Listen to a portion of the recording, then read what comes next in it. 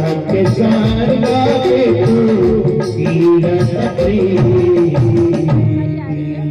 अर्थात आज राम जी कहते हैं कि भैया भरत, आप सूर्य वंश की जो रीति है, आप उन रीतियों को अच्छे से जानते हो कि हमारे सूर्य वंश की रघुकुल की रीति क्या है। रघुकुल रीत सदा चली आई, प्राण जाए पर बचन ना जाए। आज राम जी ने भरत जी को समझाया, भरत जी हमारे सूर्य वंश की रीति है कि हम अपने प्राण को त्याग सकते हैं परंतु अपने वचन का त्याग नहीं कर सकते हैं। आज राम जी ने भरत जी से कहा, भरत आप अपना धर्म जानते हो और आप मेरे धर्म को भी जानते हो, इसलिए भरत मैं आपसे यही कहूंगा कि भरत जी आप अपने धर्म का पालन करिए और आप मुझे मेरे धर्म का पालन भी करा दीजिए। आज राम जी भरत जी से कह रहे हैं कि आप धर्म को अच्छे से जानते हो, इसलिए धर्म क्या होता है, इसलिए आप खुद भी धर्म का पालन कीजिए और मुझे भी धर्म का पालन करने दीजिए। आज भरत जी बोले कि राम भैया मेरे जीवन का बस एक ही धर्म है।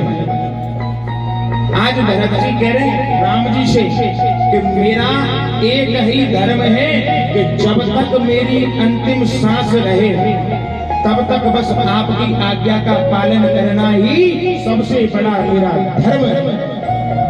ऐसा आज भरत जी ने राम जी से, इसलिए आज भरत जी कहते हैं राम भैया क्योंकि आप जैसा कहोगे मैं बिल्कुल वैसा ही करूंगा। राम जी बोले ठीक है भरत, आप चाहते हो तो मैं कह ही देता हूँ।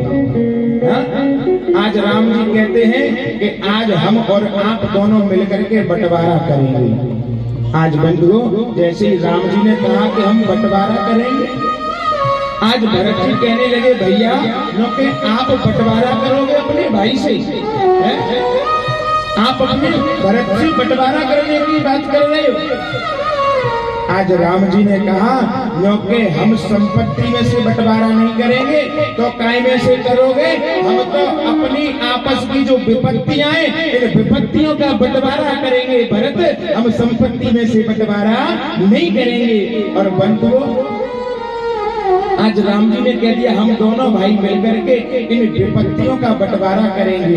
हाँ और बंधुओं ये कथा कहती है हमें और आपको सीख देती है कि हमें और आपको अगर अपने भाई से अगर कुछ भी बांटना है तो वो संपत्ति को नहीं, अपने भाई की विपत्तियों को हमें और आपको बांटनी चाहिए। भाई को अपने भाई से उसकी विपत्तियों को बांटना चाहिए, ना कि किसी भाई को अपने भाई की संपत्ति को बांटना चाहिए। ये कथा में सिखाती है। क्यों?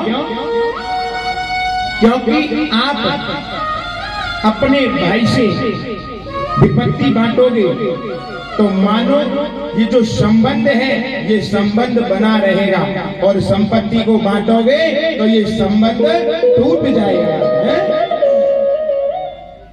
ये संबंध टूट जाएगा। और कहते भी हैं कि टूटे से फिर ना जुड़े जुड़े गांठ पड़ जाए।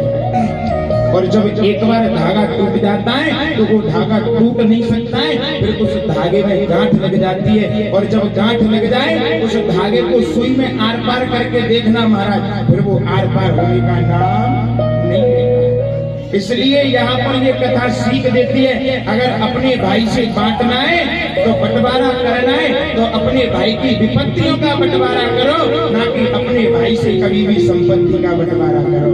ये कथा हमें सीख देती है। क्यों?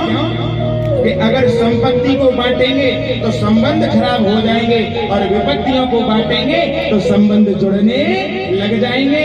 इसलिए हम संसार में आते हैं तो संबंध तोड़ने के लिए नहीं, संबंध जोड़ने के लिए आते हैं और संबंधों को बनाने के लिए आते हैं बंधुओं। इसीलिए हमें और आपको विपत्तियों को बांटना चाहिए। आज बंधुओं आज यहाँ पर कहा कि इसलिए हमें और आपको अपने भाई की विपत्तियों को बांटना चाहिए। राम जी ने कहा कि भरत हम दोनों भाई मिलकर के विपत्तियों को बांटेंगे।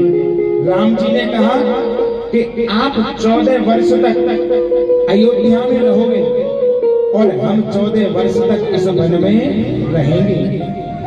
आज बंधुओं ऐसा सुनकर के आज भरत जी के आंखों में अश्विन आ गए और अपने भाई की करुणामयी ममता को देख करके आज चरणों में फिर से गिर पड़े। आज भरत जी महाराज, आज राम जी का हृदय देखो। राम जी कहते हैं कि मैं 14 वर्ष वनवास में रहूंगा और मेरा भाई अयोध्या में रहेगा। आज बंधुओं आज भरत जी कहने लगे भैया क्योंकि कोई बात नहीं, आप जैसा कहोगे मैं वैसा करूंगा, परंतु हम आपके राज अभिषेक की राज तिलक की सामग्री साथ लेकर के आए हैं। इसलिए आपका राज तिलक हम आज यही करेंगे, इसी वन में ही करेंगे। आज बंधुओं राम जी ने कहा कि भरत क्योंकि हमारा राज अभिषेक कभी नहीं होगा, जब हम 14 वर्ष के बाद जब अयोध्या वापस आएंगे तभी हमारा ये राज अभिषेक होगा। आज बंधुओं अत्रि मुनि के कहने पर आज ये जो पूजन की सामग्री जो आज लेकर के आए थे भरत जी, आज पूरे समाज के साथ आज इस सामग्री को एक कुएं में सुरक्षित करके रखवा दिया गया है।